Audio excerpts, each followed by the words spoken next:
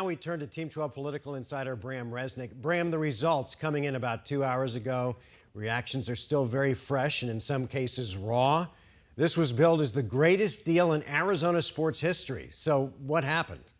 To put it simply, they didn't read the room right. They totally misread the room in Tempe. This is a different kind of election, an off-year election. You have a different kind of voter. The voter was older. These are folks who had voted in several elections before. So they knew the community, they were connected to the community, and the message sent by the Coyotes clearly didn't resonate. Also, you have to ask whether any community right now would approve any kind of tax that in any way might fund a sports team. Those are on the outs. They are not popular at all.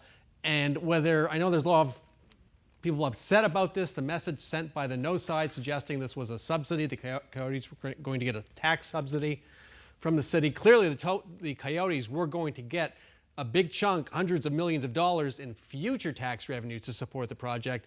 It just didn't go down well. It's just not the right audience for this kind of message. Yeah, Bram, so obviously, like you said, not the result that the Coyotes wanted. So what are the steps ahead for the team and really also just for the city of Tempe? City of Tempe, it's over. 4 mayors, the current mayor, the city council were repudiated in this election. They're not going to touch this again. The question for the Coyotes is you're playing in Mullet Arena, a college arena on the ASU campus that seats 5,000 people. It was supposed to be a bridge to the new arena where everything was going to be just peachy. That's not happening. That's a bridge to nowhere. If I'm the Coyotes right now, if I'm Gary Bettman, the commissioner of the NHL, I'm getting on the phone to Matt Ishbia, the new owner of the Phoenix Suns, and saying, hey, can we play in your arena?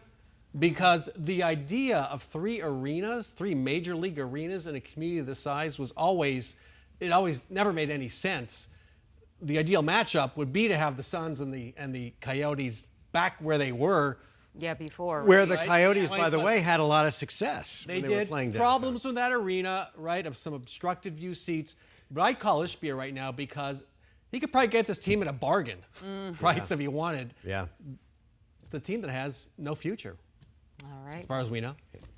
Well, hopefully we'll know more. There will be clarity. Yeah, there will be clarity in the next few days. Because people will come out of the woodwork saying, hey, maybe we want that team. Other cities. Yeah. Oh, I'm sure there's some cities that would love an NHL. Atlanta's one of them. Yeah. Kind of disappointing for all the fans, though. Of the and glad Coyotes. you said that. Yes, this has broken a lot of hearts. We saw it on social media tonight. One couple who say they met because of the Coyotes, they're married because of the Coyotes.